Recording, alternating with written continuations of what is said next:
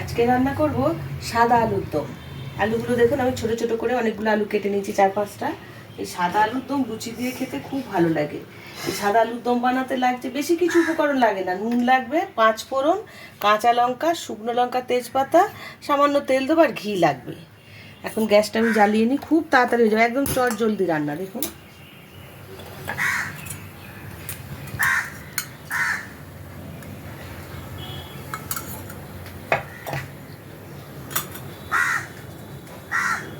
যারা যেরকম ঝাল খাবেন সেই অনুযায়ী আমি 3-4টে শুকনো লঙ্কা দিয়ে দিলাম আর দেবো 5 ফোড়ন।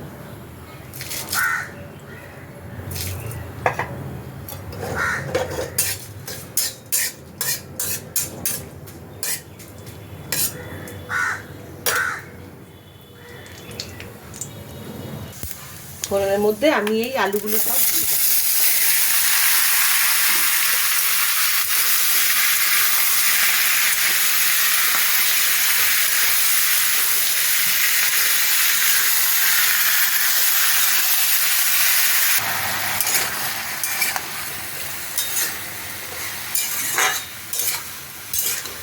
এখন আমি দেবো নুন, দেবো যতটা নুন লাগবে নুন দেবো।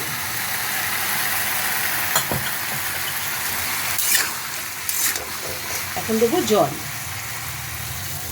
খুব সহজ রান্না কিন্তু খেতে খুব ভালো, খুব টেস্টি খাবার একটা। এখন দেবো কয়েকটা কাঁচা লঙ্কা, 2-3টে কাঁচা লঙ্কা আমি ভেঙে দিয়ে দিচ্ছি।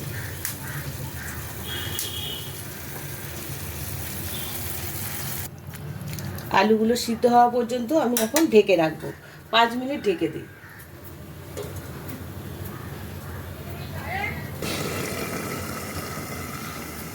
5-6 মিনিট হয়ে গেছে, ঢাকাটা খুলে দেখি।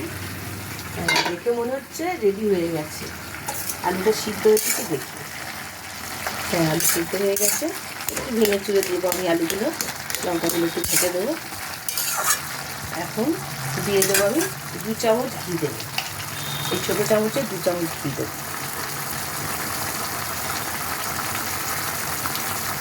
সাদা আলুর দমে কিন্তু ঘি দিতেই হবে, ঘি না দিলে ভালো লাগবে না।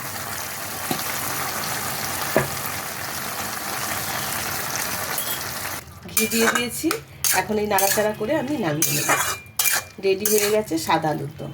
খেতে খুব টেস্ট হয় এটা, একবার বাড়িতে ট্রাই করে দেখবেন, খেয়ে তারপরে বলবেন যে কীরকম লাগে। খুব ভালো খেতে, দেখতে এইরকম বা খুব তাড়াতাড়ি রান্না হয়ে যায় চট জলদি, কিন্তু খেতে খুব স্বাদ। লুচি দিয়ে, পরোটা দিয়ে খুব ভালো লাগে। সাদা আলুর দম রেডি হয়ে গেছে, সাদা আলু।